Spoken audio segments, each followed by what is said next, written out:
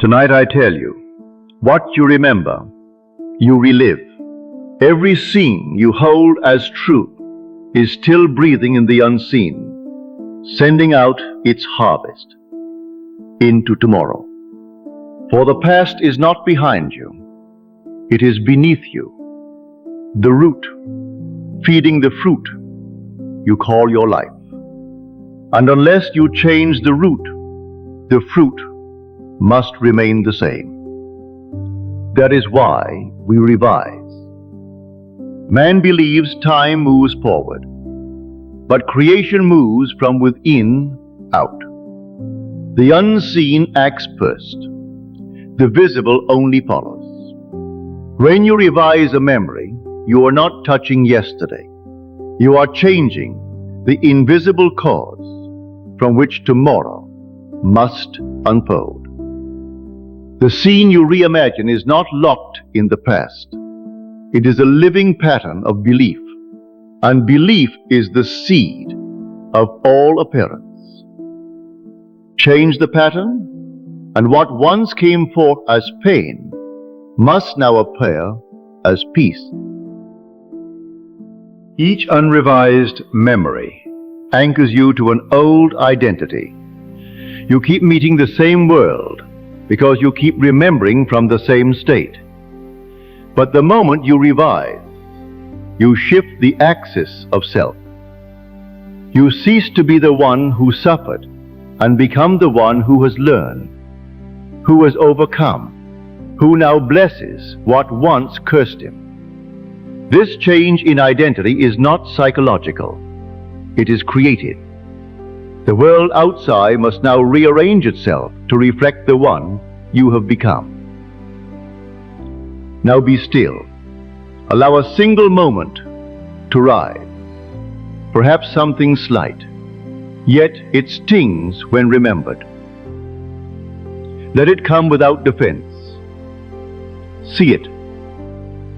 Hear it. Sense its air. Let the scene stand as it was. See yourself not as you were, but as you are now. Forgiven, free, and wise. Walk once more into that moment, but enter as the one who knows the end of the story. Be calm where you once trembled. Understanding where you once resisted, certain where you once fled. Let the pages around you soften. Let the words fall rightly. Let stillness return to what was restless. Do not command it. Observe, and the image will yield, as a river yields to gravity. Where it feels whole, declare inwardly, it stands complete. For what you have touched is not memory, but the root from which your world grows. An unhealed image gives shape to what men call tomorrow. But tonight you have planted a new seed, and life must bring forth its likeness. Creation always moves from the unseen to the seen, and you have altered the unseen pattern. When the root is sound, the fruit cannot be bitter. This is your true identity, the author, not the character. And as the author, you speak the new decree, and the story rearranges itself in your paper. You will feel it, a calm certainty, as though the page has already turned. In days to come, you will notice what men call coincidence. You will find yourself lighter, for you have stepped out of the costume called victim and clothed yourself in command. Those who meet you will feel the difference, though they cannot name it. The tone of your days will shift as music changes when a single note is tuned.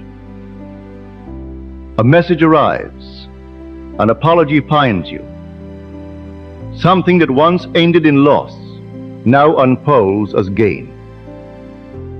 But it is not the world that changed first. It is you. You changed your cause, and the effect followed. This is how the past creates the future, and how imagination redeems time itself.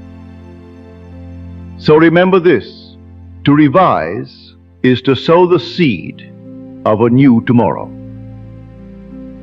You're not bound by what has been. You are bound only by what you refuse to imagine anew. And tonight, you have imagined anew. The law has heard you, and it will not fail.